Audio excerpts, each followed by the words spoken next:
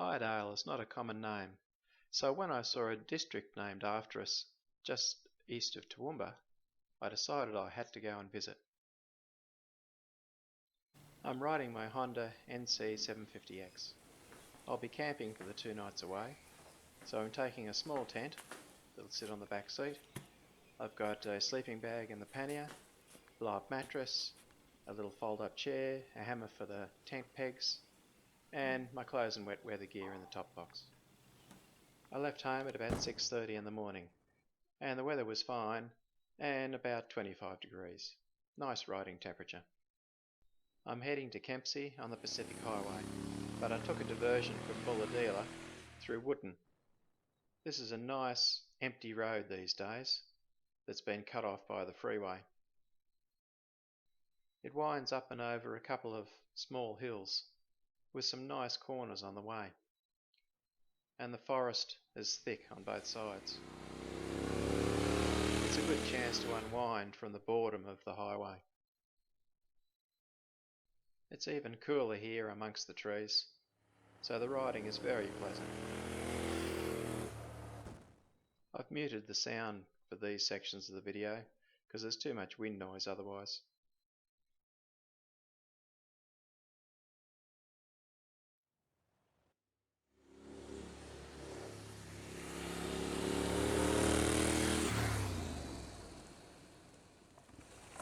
Apart from the Bulladila diversion, the 300k ride to Kempsey is quite boring. But here I am on the road between Kempsey and the Waterfall Way, just east of Iredale. This will prove to be an interesting ride. I haven't been on this road before. The first half of the road is sealed with some nice sweeping corners along the way, winding itself through the forest with beautiful views down to the river that it follows most of the way. There are plenty of opportunities to stop and just soak in the tranquility.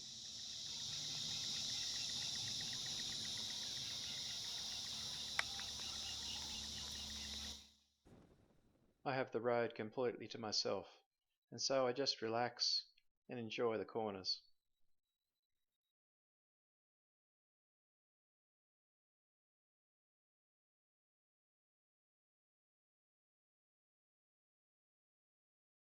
It seems like no time, and the gravel road starts.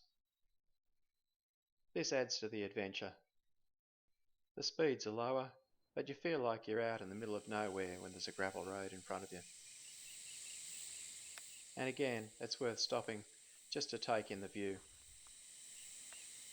There's about 80 kilometres of gravel before I turn onto the Waterfall Way.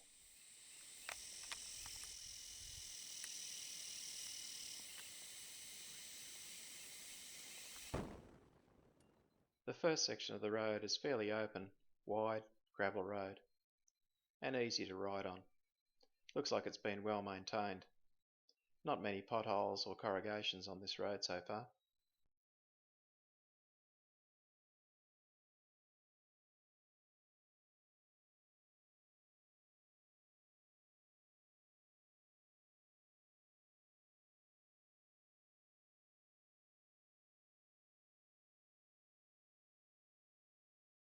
But then the road gets narrow and windy, still following the river, but now winding round the sides of mountains, with steep drop-offs on the left-hand side.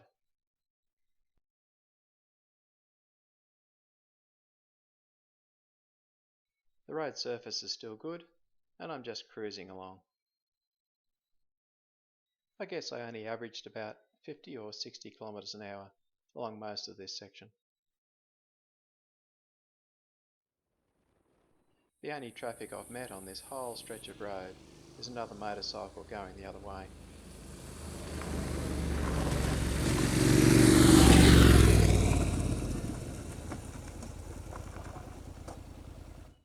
There are many small creeks that come into this river, and so there are a number of bridges that cross these creeks.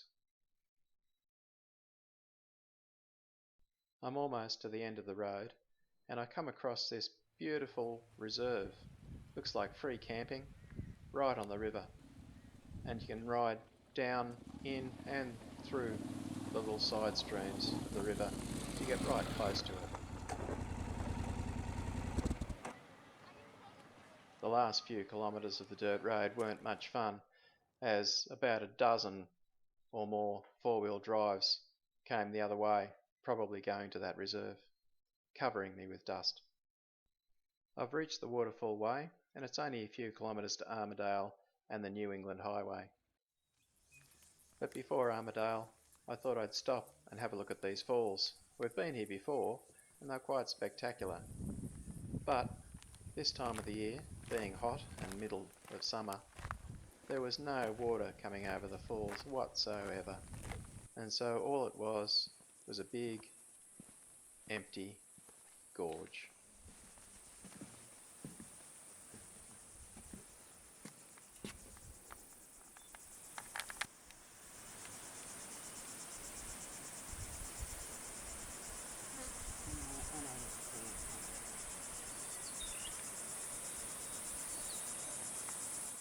Now it was just a matter of cruising up the New England Highway through Gyra and then finally to Glen Innes, where I was going to camp for the 2 nights. The caravan park proved to be very pleasant, with shade and nice green grass, but this proved to be the last outing for Andrea's 26-year-old tent. It has finally succumbed to age and is now no longer waterproof. The small blow-up mattress proved to be really comfortable, surprisingly so. I'd stay here for the night, then do a loop up through Iredale and then back here again for the second night.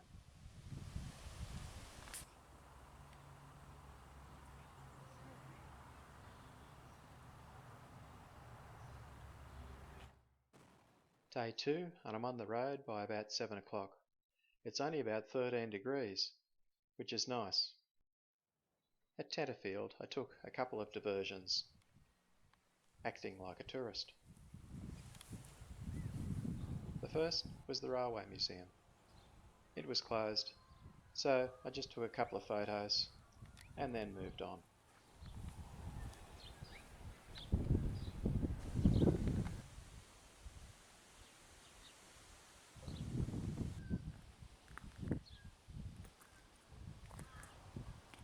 The next diversion was up to Mackenzie Lookout. This proved to be a nice winding road going up the mountain with a little bit of dirt about halfway through. The weather was quite hazy, so the view wasn't as spectacular as it could have been. Never mind. It was worth it just for the ride up and back.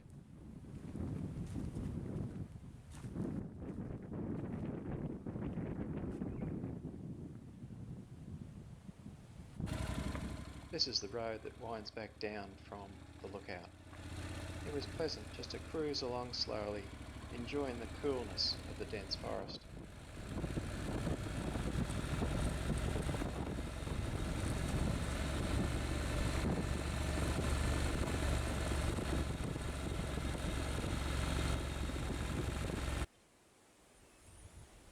From the lookout there are other gravel roads that lead off into the mountains, promising more adventure, but not for me today.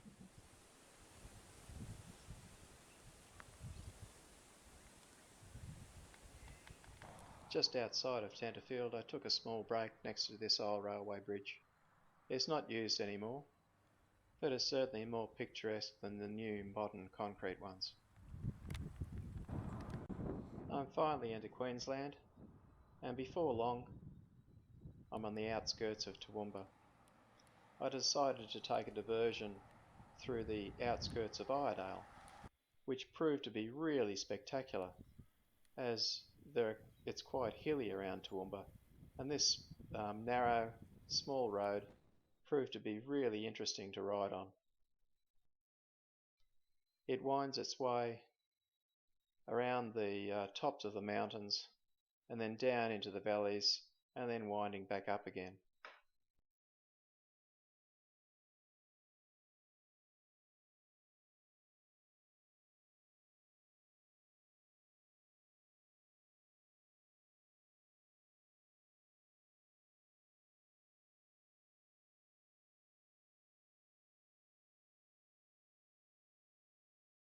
I've almost reached my destination.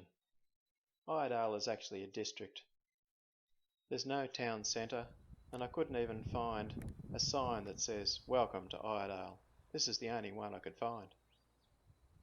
But better than nothing, I guess. This forms one of the boundaries of the district.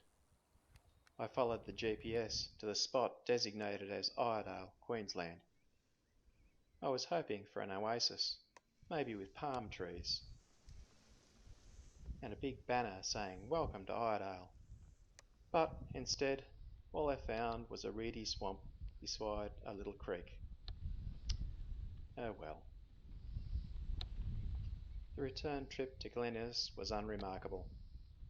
I packed up early and was on the road by 6:30 in the morning. I headed straight down the highway to Armadale, across to Walker, and then took a really interesting dirt road from Walker to Nowandock. This road winds through pine plantations and has a few diversion roads as well that I took, just for the interest's sake, just like this one. The Honda has proved to be very good on these dirt roads. It finally comes down out of the mountains into farming country. And these cows weren't all that interested in sharing the road with me.